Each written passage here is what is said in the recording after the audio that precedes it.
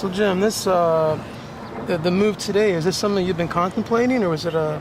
Yeah, it's been nothing ever happens in one night. It's never easy. He's a good man and works hard. Every move we make is about bettering the organization. We just felt like this was the right time to make this move. What was your concern with the defense? Well, this team is built around defense. We knew we were going to be young last year when we started this. We knew we were going to be young at quarterback, and we knew we were going to be young at receiver with a lot of young Canadians. We built this team around defense, and we dressed 19 Americans, and 14 of them are defensive players. We have to play at a higher level. I didn't, through the season, haven't seen the progress I was hoping to see, and I brought him in a tough situation. He came into a situation, and basically I wanted to run the Argo defense, which is, was foreign to him. So he learned it, and he's a pro. He did the best he could.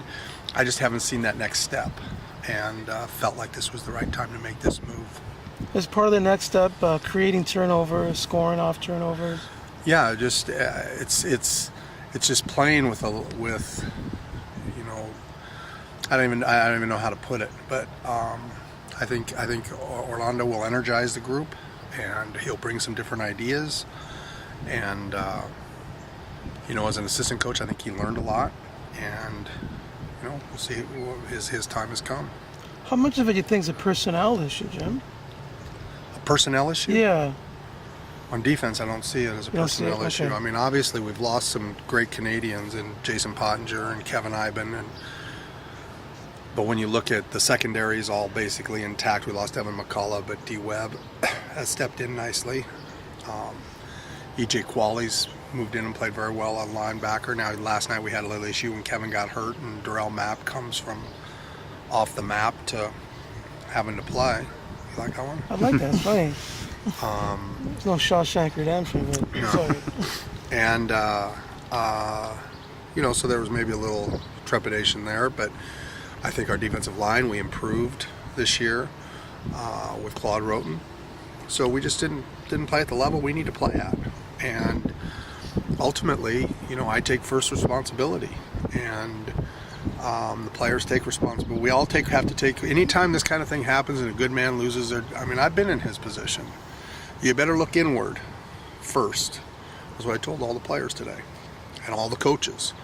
Look inward first. What can I do?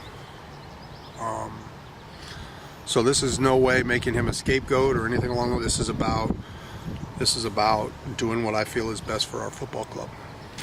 So this obviously signals a new beginning, Jim, like a period where virtually everybody could be gone if things don't pick up. Well, I don't know if that's the case. I think that this is a thing we came into a year and a half ago, and we hired a staff, and I wanted them to see through last year, understand things, but this year's totally different, and this year's about I need to see the progress. I need to see where we're moving, and are these easy decisions to make? No, they're never easy. It's a terrible part of this job, but I have a responsibility to the organization, to all the men in that room, all the coaches, all the people in our front office, to do what I feel is right. Just as there'll come a time when they do what they think is right, and it'll be me. That's the nature of this business. So right now, it's my call on what's happening, and I feel like this was the move that we needed to make. With Corey Boyd on his way back to healthy soon, and Chad Cackert kind of up and down, have you put any more thought into what you might do with that situation? Well, we're not structured from a ratio standpoint to carry both on the roster. So we have Andre Dury and Jeff Johnson and Brian Crawford, 3 good running backs. So to carry 2 Americans is overkill for us. So when Corey's back, then Chad will go back to the reserve. Looked like you were upset with him yesterday at the end of the first half there. It was something we had talked about in the huddle, that there was 6 seconds left. And, it was funny in watching the tape. If it was 5.8 to, it was right in that range. But the goal was to get 10 yards and get down. Just give yourself up.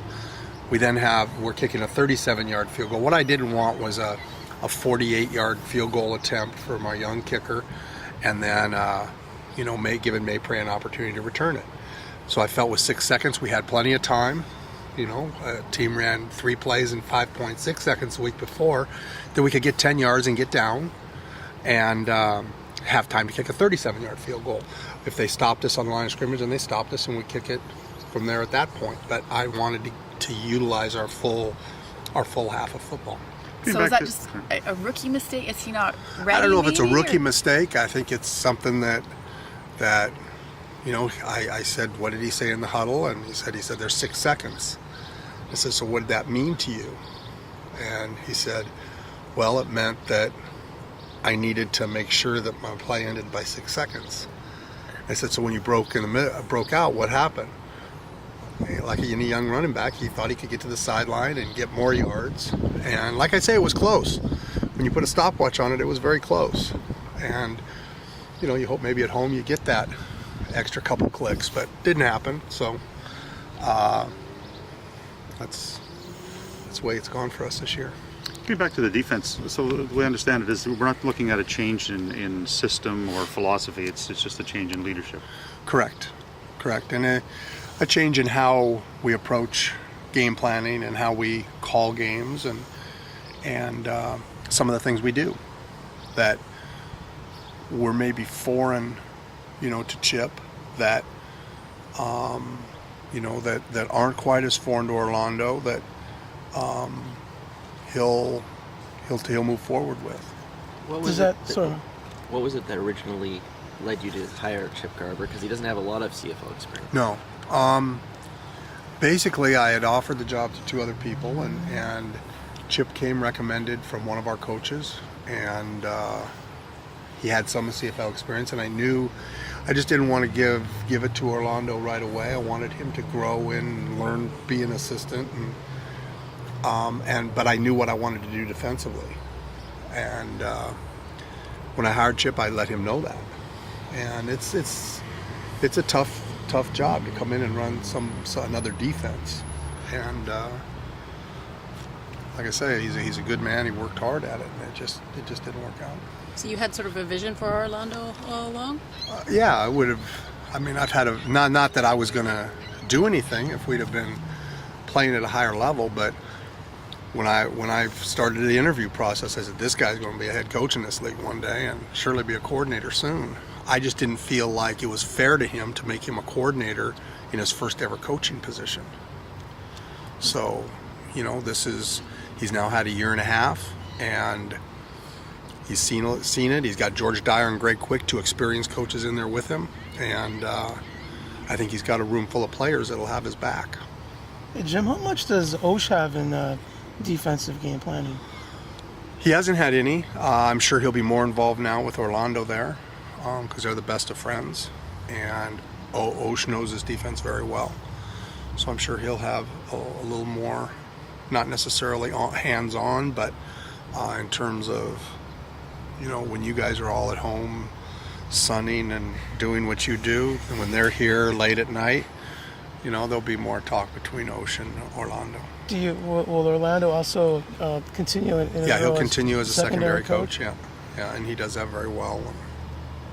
Do you think also it doesn't seem like you guys do an awful lot of blitzing or having guys come off angles or doing things like normal CFL teams that are sort of like undersized guys? Is that something that maybe people might want to keep an eye on? Well, I think you'll see us. I think you'll see us. It'll look different to you as the casual observer what we do on defense. So, those are things that Orlondo will deal with. Jim, any update on Andre Dury and what happened to him last night? When he fell over? Yeah. He hurt his arm. The Rogers Center probably needs to take care of that because it was just he caught the ball and it was a little bit out of bounds. But to have a guy get injured because of the slippery floor is no good. And you mentioned Ivan. Any update on him? No, he'll have an MRI tomorrow. What was the problem?